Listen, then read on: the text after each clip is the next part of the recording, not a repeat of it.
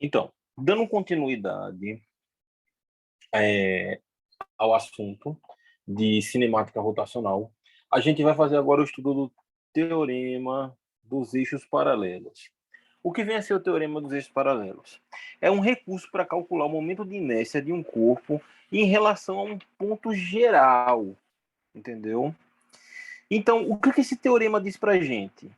Bom, imagine que você conheça o momento de inércia de um corpo em relação ao seu eixo.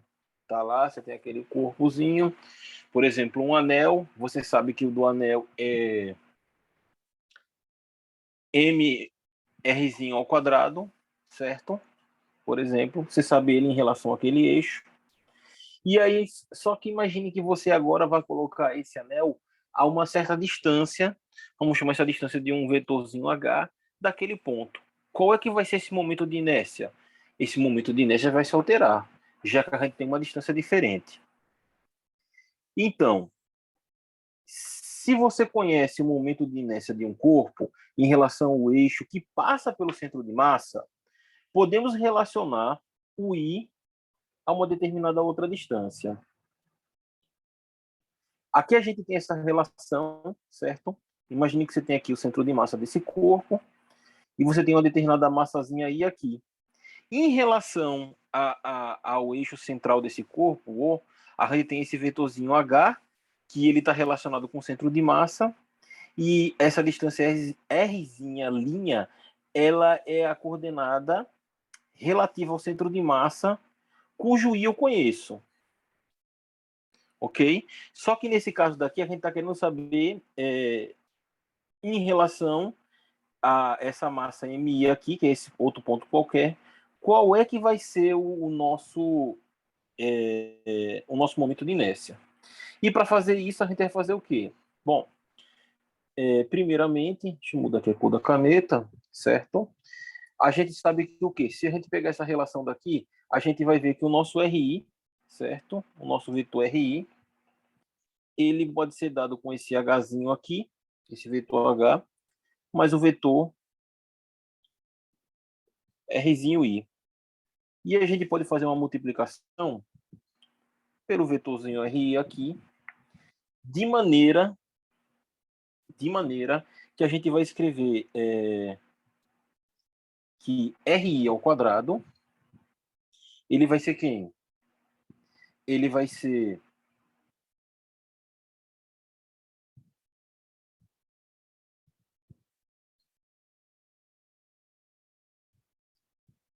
e perdão, eu me equivoquei aqui, viu? Multiplicando vezes RI, certo? Só que aqui a gente vai ter o seguinte: o nosso RI ao quadrado, ele vai ser. Ah, bom, perdão. Nossa, eu tô cansado. Se a gente fizer RI vezes RI, a gente vai ter um RI ao quadrado. Então, esse RI ao quadrado, ele vai ser justamente quem? Ele vai ser um determinado H, mais RI', certo? Vezes o H mais o RI', novamente. E aqui, esse produto, ele vai dar o que para a gente? Ele vai dar que o nosso RI ao quadrado vai ser igual a H ao quadrado mais 2 HRI, RI', mais o RI' ao quadrado. Certo? E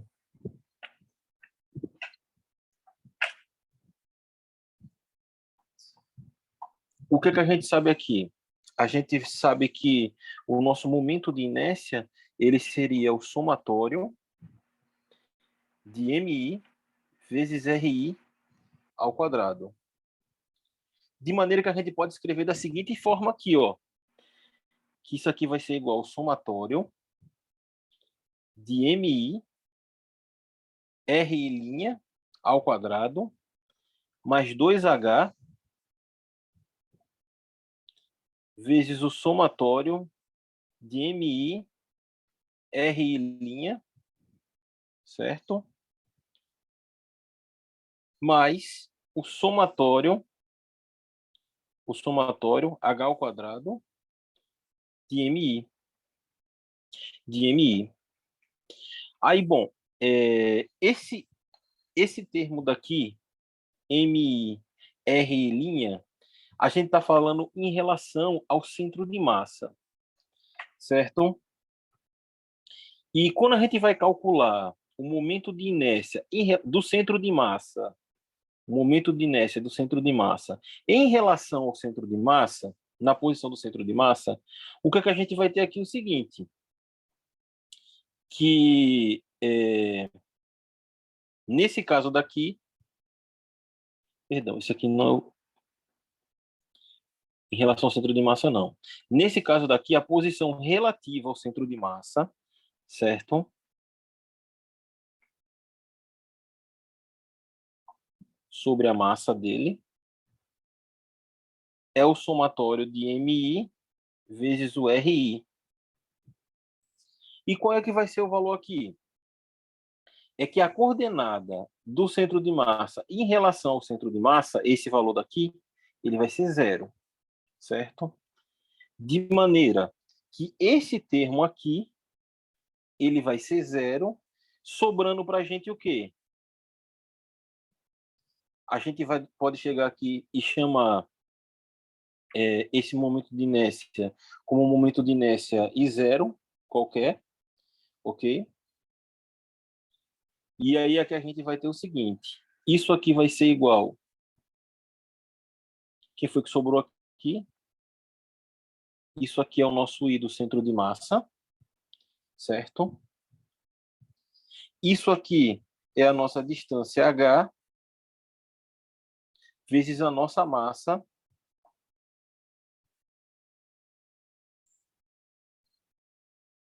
mais a massa total desse corpo, já que é o somatório da massa aqui. Isso aqui é o M vezes esse vetor H ao quadrado. E essa daqui, que é a nossa equação número 21, é a nossa relação que a gente vai adotar. Então, esse aqui é o teorema dos eixos paralelos. Bom, para a gente verificar o que isso quer dizer na prática, vamos fazer uns exemplos, certo? Vamos fazer um exemplo aqui. Vamos calcular o momento de inércia, certo? De uma determinada barra de massa M e comprimento L em relação ao centro de massa. Em relação ao centro de massa dessa barra. Bom, imagine que a gente tem aqui uma barra, certo? E ela tem esse comprimento L, certo? E ela tem uma determinada massa total para a gente, que é o M. O centro de massa, já que ela é toda igualmente distribuída, o centro de massa dela vai ser exatamente o meio, esse aqui vai ser o CM dela. Então, se a gente for fazer o cálculo do momento de inércia aqui, o nosso I, ele vai ser dado pela integral de R ao quadrado vezes dm. A gente sabe que a densidade linear de uma barra dessa, ela seria a massa sobre o L dela, e que o nosso dm vai ser igual a essa densidade linear vezes o dx da barra, né? Ou seja, é que a gente vai pegar um pedacinho bem pequenininho dessa barra, ok? E a gente vai ter um pequeno elemento de massa aqui, dm.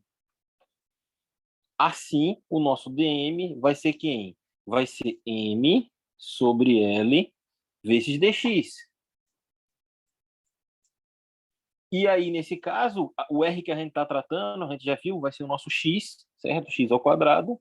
Então, o nosso momento de inércia vai ser a integral de x ao quadrado vezes m sobre L vezes dx. Só que como a gente está tratando em relação ao centro de massa, a gente tem que fazer os nossos sistemas de integração. Se eu colocar que o centro de massa aqui é 0, então, daqui para cá, eu vou ter L sobre 2.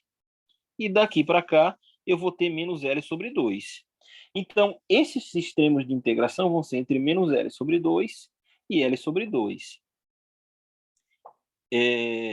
O nosso momento de inércia vai ser igual a massa sobre o comprimento total da barra, menos L sobre 2, mais L sobre 2, de x ao quadrado dx. Isso aqui vai dar para a gente m sobre L. A integral de x ao quadrado vai ser x ao cubo sobre 3. Então, isso aqui vai ser m sobre 3L, de x ao cubo, de menos L sobre 2 a L sobre 2. Logo, o nosso momento de inércia em relação ao centro de massa dessa barra vai ser m sobre 3, certo? Aí vai ser, abre o parênteses, e aqui eu vou ter quem? Eu vou ter L ao cubo sobre 8 menos é a diferença dos extremos de integração, né? Então vai ficar menos L ao cubo, certo? Novamente, L ao cubo. Ai, perdão. L ao cubo sobre 8.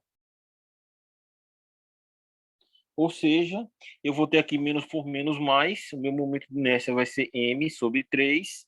Então, eu vou ter 2L ao cubo sobre 8, que vai ficar L ao cubo sobre 4. Então, L ao cubo sobre 4.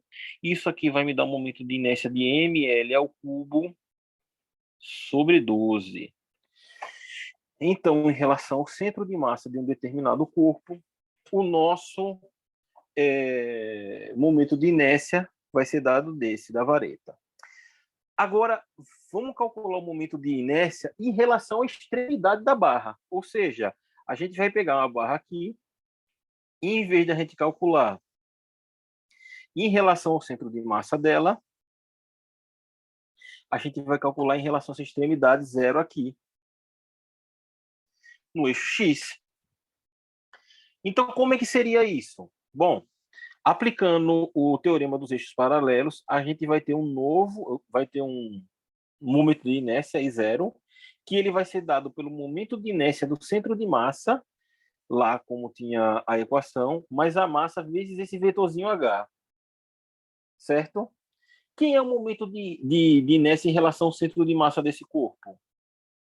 Ora, o momento de inércia em relação a esse corpo, a gente viu que vai ser 1 sobre 12 ml ao cubo. Mas, qual é a massa do corpo? A massa do corpo é m, certo? E aí, agora vamos lá. Quem é esse H? No caso que a gente está falando, esse H aqui ao quadrado. Esse H ao quadrado vai ser justamente essa distância que vai do eixo 0 até o centro de massa. Ou seja, vai ser esse L sobre 2 aqui. Essa distância até o centro de massa. Então, H vai ser L sobre 2. Então, o que é que eu vou ter aqui? Eu vou ter L ao quadrado, certo? L ao quadrado sobre 4. Pessoal, só uma coisa aqui. Peço perdão a vocês novamente, aqui está errado. Certo? Aqui é ao quadrado. Eu esqueci de fazer a divisão. Na verdade, eu já tinha feito a divisão aqui, né? Então, esse termo aqui é o quadrado. O que é que eu vou obter aqui? Ora, isso aqui é a mesma coisa de ser 3 sobre 12. Então, eu teria 4 sobre 12. 4 sobre 12 mL ao quadrado. Ou seja, o meu momento de inércia em relação ao eixo, à origem dos eixos ali, vai ser igual a 1 terço de ml ao quadrado. Se vocês lembrarem, anteriormente, a gente fez uma questão, certo? Em relação a uma barra. Tá aqui, ó. Olha o resultado que a gente encontrou. E em relação à origem dos eixos da barra. 1/3 de ml ao quadrado. É a mesma ideia de questão, só que dessa vez a gente testou o teorema dos eixos paralelos. Ok? Vamos ver uma outra questão aqui, certo? O momento de inércia, outro exemplo. Vou mudar aqui a cor. O momento de inércia de uma esfera em relação ao centro de massa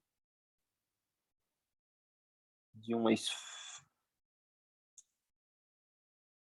o momento de inércia em relação ao centro de massa de uma esfera,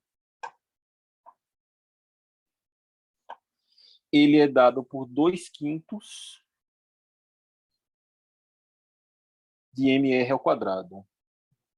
Ok? 2/5 de mr ao quadrado.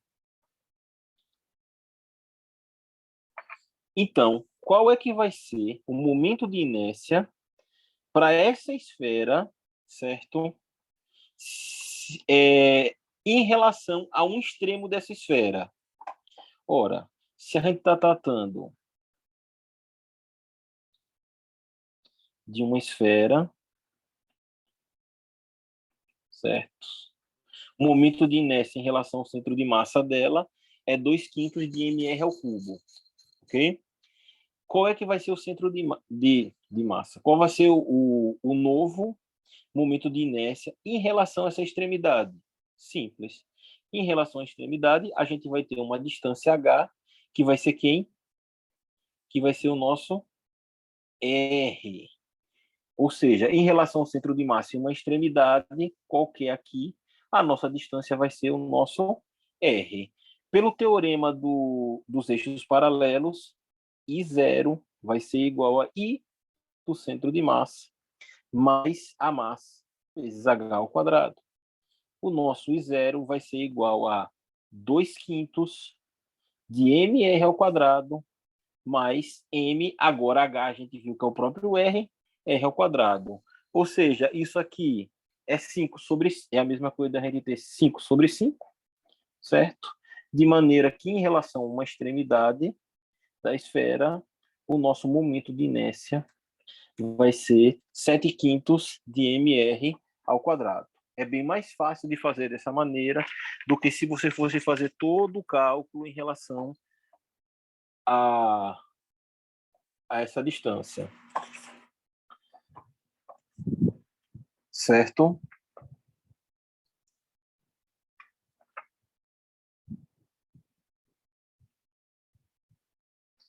Então vamos lá.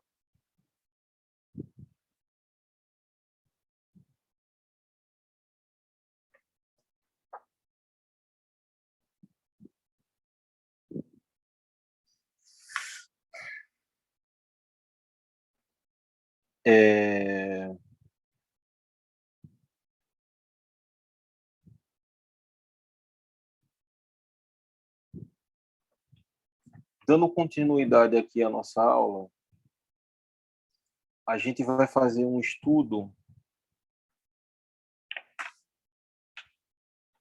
do chamado torque. Só que antes a gente vai ver aqui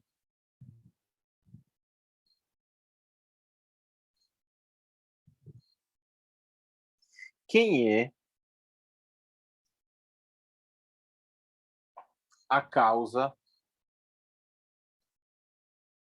da aceleração angular.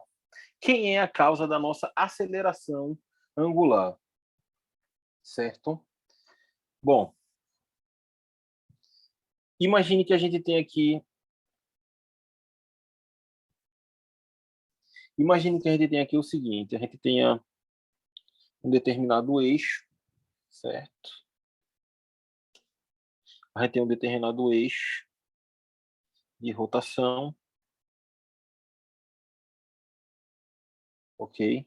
Ele está girando em sentido, se você olhar de cima, vai ver que esse sentido daqui é um sentido anti-horário, ok? E aqui a gente tem incidindo sobre esse corpo exatamente três forças. Uma força F3, que é a força dada aqui em vermelho. Uma força F2, F1, perdão, em laranja. E uma força F2, que é essa força em verde aqui. Para provocar a rotação, qual dessas forças é a responsável? Qual dessas forças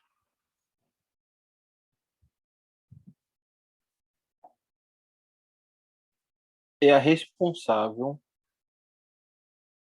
pela rotação? Bom, se a gente pegar aqui uma componente dessa força,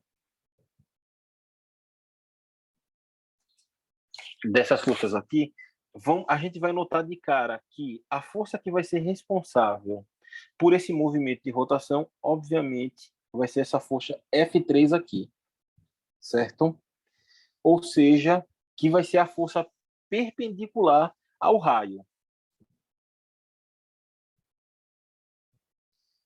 De maneira que, se a gente pegar aqui, eu vou refazer aqui o raio, certo? Então, eu vou ter aqui, mudando aqui a cor,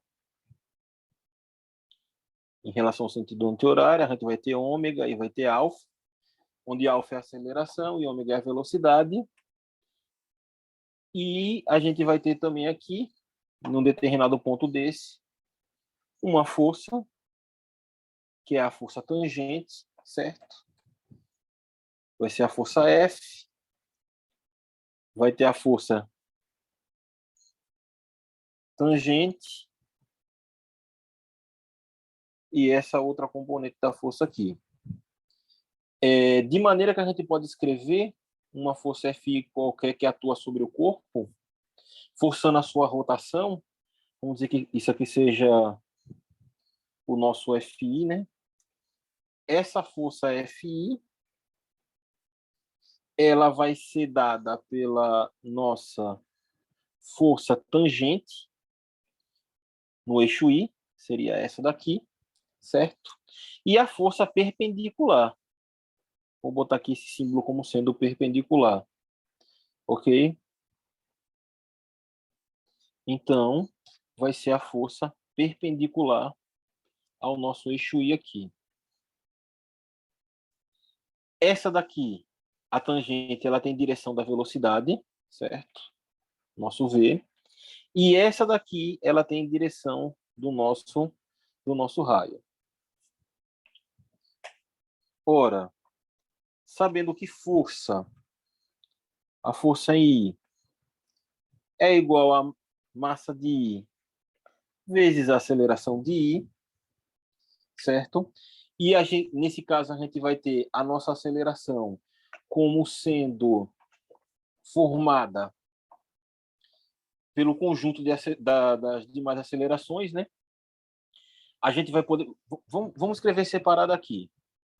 A nossa força tangente de I, ela vai ser a nossa massa de I, ok? Vezes a nossa aceleração tangente de I. E essa nossa aceleração tangente de I é a nossa aceleração angular. Ou seja, a gente vai ter que MI vezes alφI vezes R. Lembrar lá da aula quando a gente estava fazendo as nossas relações entre elementos cinemáticos e rotacionais, a gente chegou a essa conclusão. Então, a gente vai ter alfa de I vezes R na direção V, certo? Isso daqui é a nossa aceleração tangente, ok? Isso aqui é o nosso alfa vezes R. Aliás, isso aqui é alfa vezes R. Certo? Para nossa componente tangente I qualquer.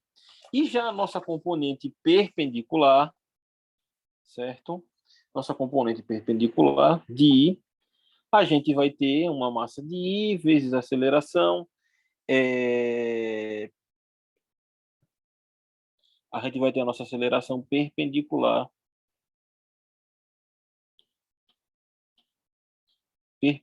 de I. Bom, se essa aceleração que a gente tem aqui é a aceleração que está apontada para o centro, no caso, ela não está apontada para o centro, ela é contrária à que aponta para o centro. Porque a aceleração que aponta para o centro, a gente sabe que é a aceleração centrípeta. Então, a gente vai ter que MI, certo? Vezes a aceleração centrípeta, certo? Desse corpo na direção R. E isso daqui vai ser igual a menos MI.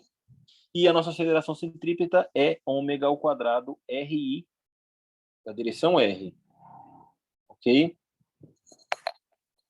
Lembrando aqui que a nossa aceleração centrípeta, né, tá óbvia, ela é igual a ômega ao quadrado vezes R.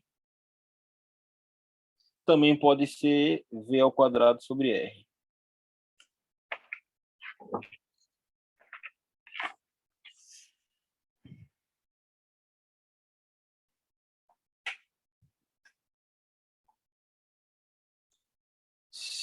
Certo? Dando continuidade aqui, a gente vai ver o seguinte. Sabendo que se a gente tem essa aceleração angular, isso implica que ômega não pode ser constante. Ele é diferente de constante. E isso daí vai provocar uma força tangencial, certo? Isso provoca uma força tangencial.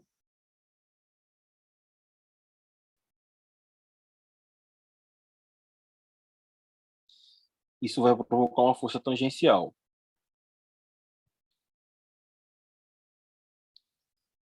Bom, deixa eu fazer um desenhozinho aqui, certo? Que vai ser o seguinte. Eu tenho um determinado eixo aqui, certo?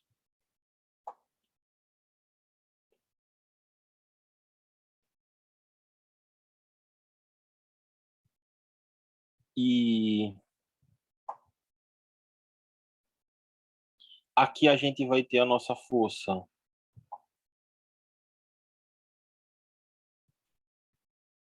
centrípeta.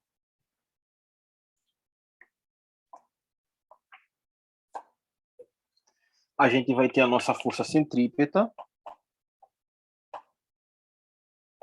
força paralela, a RI, paralela a RI não, paralela a I só. Paralela a I. A gente vai ter uma outra força, aqui F, e vamos ter a nossa força perpendicular a I, ok? De maneira que a gente vai ter novamente, isso aqui vai ser FI, o nosso FI, dado pelo conjunto de uma força paralela a I, mais uma força perpendicular a I. Aonde a gente sabe que essa aqui que a gente está chamando de paralela, é a tangencial, certo? Tangencial. E essa daqui é a centrípeta. Essa aqui é a centrípeta. Bom, se a gente passar os eixos aqui, vai ter um determinado ângulo φ, qualquer aqui, e a gente vai poder encontrar o seguinte, que O nosso módulo aqui ele vai ser dado como sendo em relação, isso aqui seria x, né? Isso aqui seria em relação a y. A gente vai poder escrever que o nosso f de i vezes o seno de φ de i é igual à nossa massa vezes a nossa aceleração tangente de i.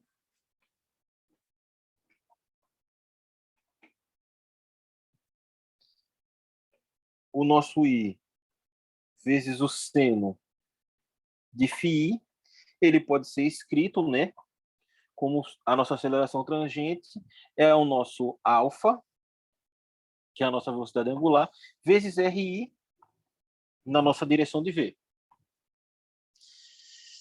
Ok? E a nossa força centrípeta, nesse caso daqui, ela vai ser dada como sendo FI cosseno de φ de I, e ela vai me dar menos M ômega ao quadrado R vezes R'. Essa daqui é a nossa F paralela de I, e essa daqui é a nossa F perpendicular. Ok? Se eu dividir aqui a força...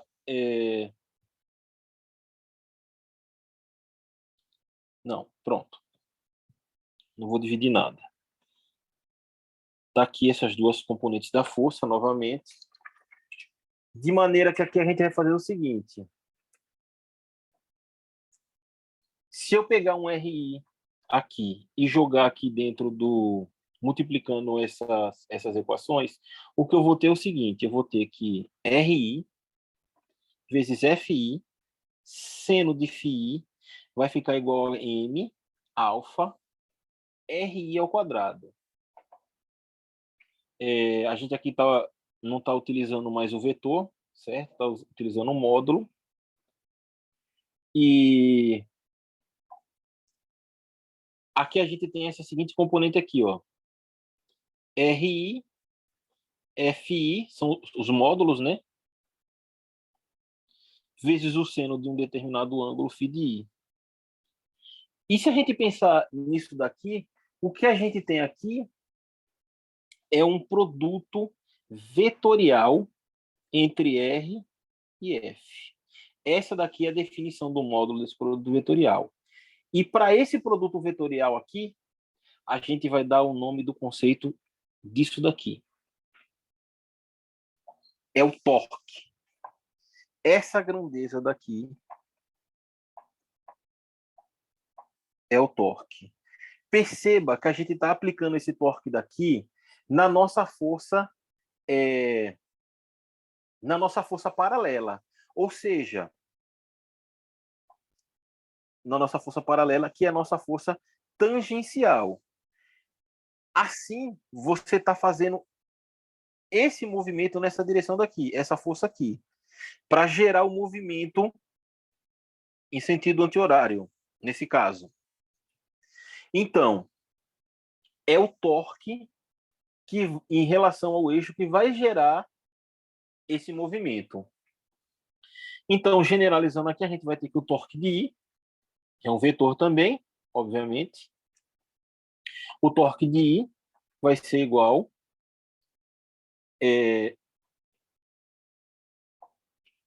a componente RI do vetor R vezes a força.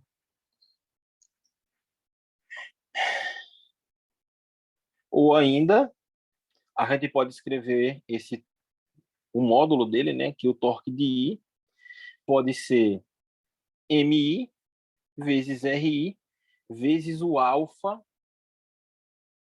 aqui, nosso alfa. Esse RI aqui vai ser o quadrado, né, que a gente tem obtido ali. O RI ao quadrado. Mas quem é MRI ao quadrado? MRI ao quadrado é o nosso conceito de momento de inércia. Então, o torque, ele pode ser também escrito como o momento de inércia do corpo vezes a aceleração angular desse corpo daqui. Essa daqui vai ser a nossa equação de número 22. Essa daqui vai ser a nossa equação de número 23. E essa daqui é uma das equações mais importantes que tem. Ok? Uma maneira da gente definir aqui é que o torque, certo? É uma força aplicada sobre um braço de alavanca. O braço de alavanca é justamente esse R daí, essa distância. Então, a gente aqui pode escrever o seguinte. Vou escrever aqui em verde. A causa da rotação de um corpo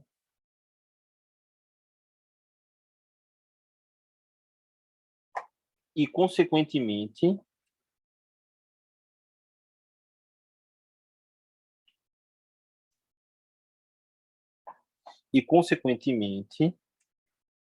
sua velocidade angular e aceleração angular, certo? É o torque.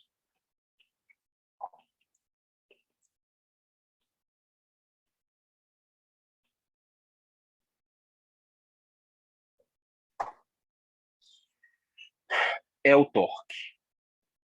Certo? Essa equação daqui, a gente já falou que o nosso momento angular, nosso momento de inércia, ele tem a mesma ideia de massa. Então, o que é que dá movimento a um corpo? O que dá movimento a um corpo é a força aplicada sobre esse corpo, né? Lá pela a primeira lei de Newton, todo o corpo tende a ficar parado em movimento retilíneo uniforme até que uma força atue sobre ele. E essa força que atua sobre o corpo é justamente sobre um corpo de massa m, é o que vai gerar essa aceleração. Então, fazendo essa relação daqui, o torque estaria para a força, a massa para o momento de inércia e a aceleração linear estaria para a aceleração angular. E isso daqui é que coloca o corpo a girar, certo? A girar. Lembrando que a gente sempre utiliza a regra da mão direita para fazer o estudo do sentido do giro que está acontecendo, certo? Imagine que você pegue um eixo Z no plano do papel, ou seja, ele pode estar entrando ou saindo. A gente vai representar como saindo, se você ver dessa maneira. Imagine que você está vendo uma flecha de frente. Ela vindo na sua direção, o que não é bom. Então, esse aqui é saindo do plano do papel. Agora imagine que você veja o contrário. Você que soltou a flecha. Então você vai ver a parte de trás dela. Isso aqui vai ser entrando no plano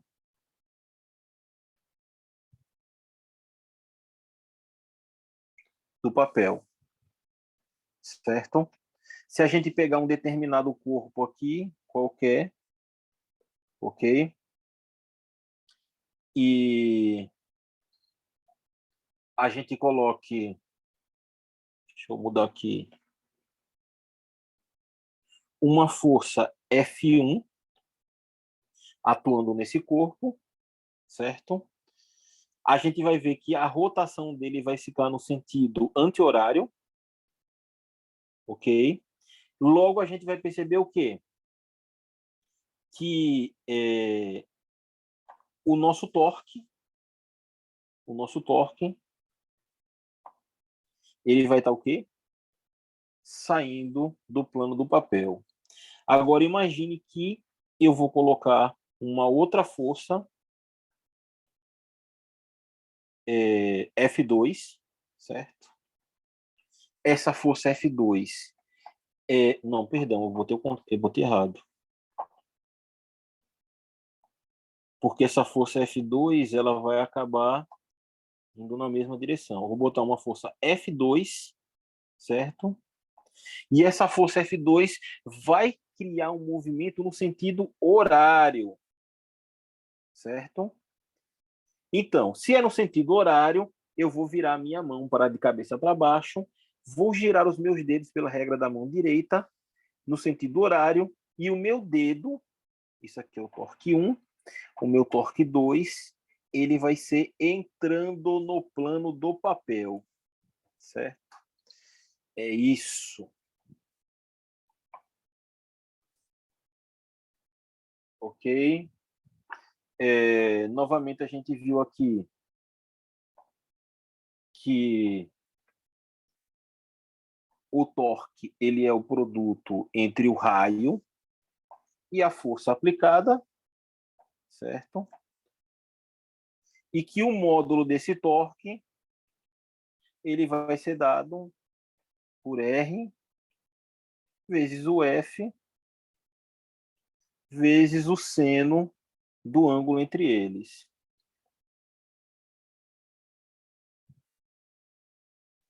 Ok? Aí vamos depender de que cada questão vai dar para a gente. Certo? Eu vou parar essa aula por aqui. Na próxima aula a gente vai fazer uma série de questões, ok? Relacionadas com o torque. E é isso, pessoal. Curtam se vocês gostaram, deixem o joinha e sigam a gente aí no nosso canal, que em breve a gente vai terminar todo o conteúdo de física do ensino superior e também do médio, né? Então é isso, pessoal. Vamos encerrar aqui a aula.